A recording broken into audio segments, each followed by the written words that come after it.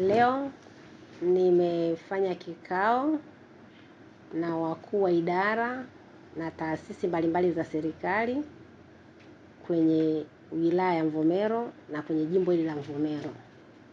Lengo ya kikao cha leo ni kupokea taarifa ya hali ya miradi ya maendeleo na upatikanaji wa huduma za sekta mbalimbali ndani ya wilaya ya Mvomero kwa wananchi wetu. Kwa hiyo kikao cha leo kimekuwa kikao ambacho nimekutana na wakuu wa taasisi wa ngazi ya wilaya, TANESCO, afya, TARURA. Tumeweza kukutana na afisa elimu ya msingi na elimu ya sekondari. Tumekutana na meneja wa maji.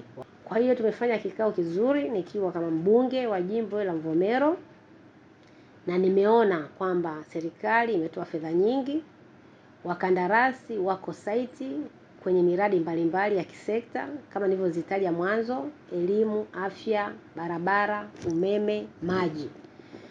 Lakini zipo na changamoto zipo, na tumekaa wote kwa pamoja ili tuone tunafanyaje kupata ufumbuzi wa kudumu.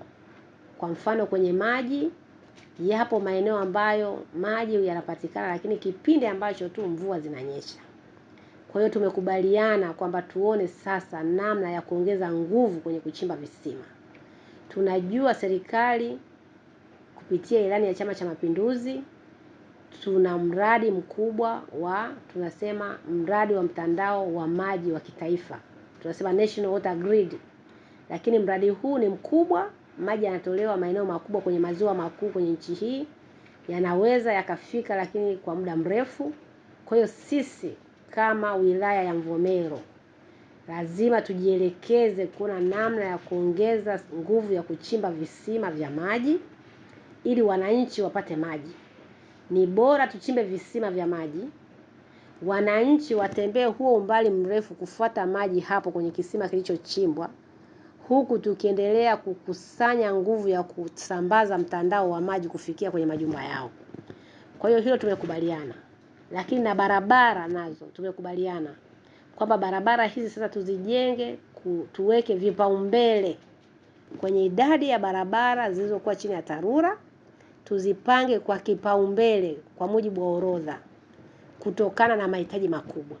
Lakini zipo barabara ambazo tunataka kufungua zikaunganike na wilaya zingine, zikaunganike na maeneo makubwa ya uzalishaji. Yapo maeneo ambayo tunajenga barabara ndani ya jimbo la Mvomero, lakini maeneo yale yanahitaji miundombinu ya mitaro au mifereji ya maji machafu au maji ya mvua ili barabara zetu ziweze kudumu. Kwa hiyo nimepokea taarifa na niipongeze kwa kazi kubwa iliyofanyika kupitia serikali yetu, lakini yapo mambo ambayo lazima sasa tujipange kimkakati.